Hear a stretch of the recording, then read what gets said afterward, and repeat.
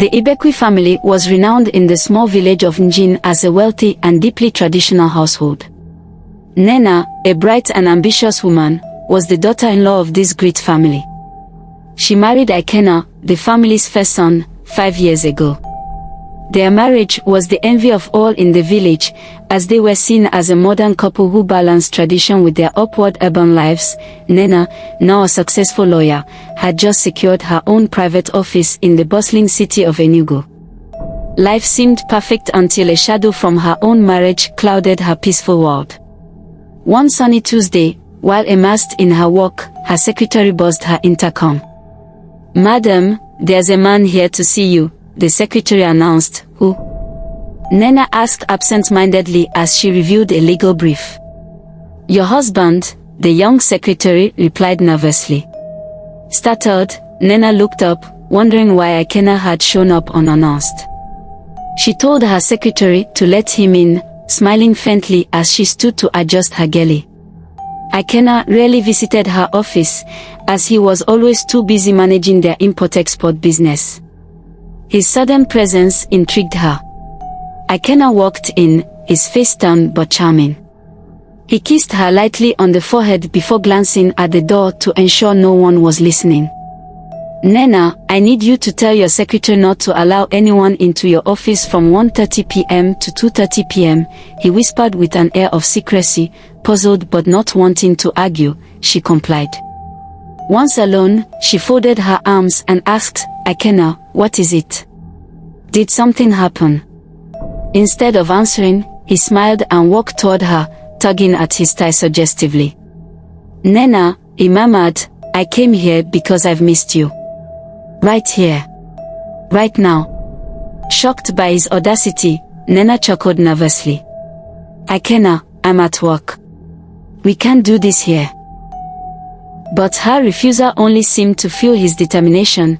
"You're my wife, I have every right to want you when I need you," he snapped, pulling her close. She pushed him away firmly. "Ikenna, this is inappropriate, and you know it," she said, her voice steely. "We have no problems at home. Why would you come here for this?" Ikenna's expression darkened, his eyes flashing with anger. Before Nnenna could process his mood shift, he lunged toward her, attempting to overpower her. Fear gripped Nnenna as Ikenna tried to force himself on her. "Help!" she screamed, using all her strength to resist him.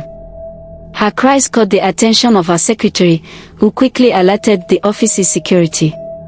Within moments, the door burst open. Standing there, horrified, were 2 male security guards and her secretary, Amoka. Ikenna froze, caught in the act.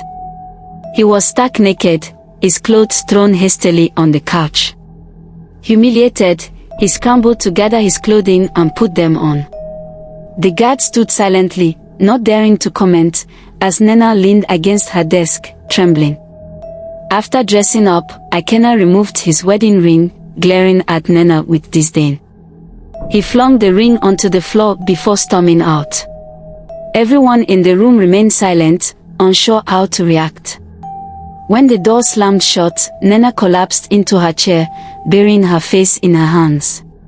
Amoka approached her hesitantly.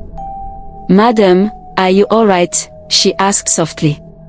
Nnenna nodded faintly but waved everyone out.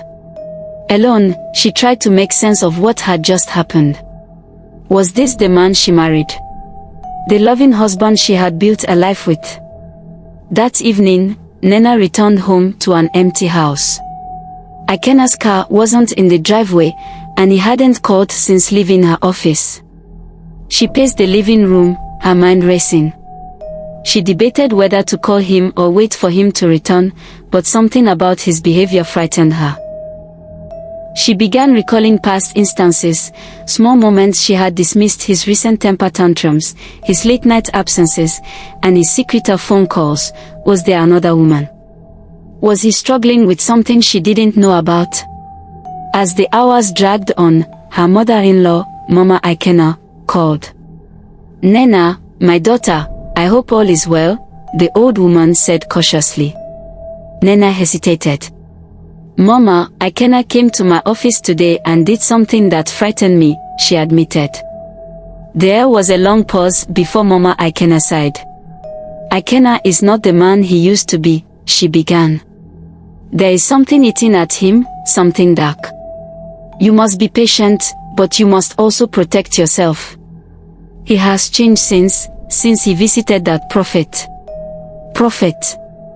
Nnenna echoed, confused. Mama Ikenna explained that Ikenna had visited a man who claimed to be a prophet several months ago.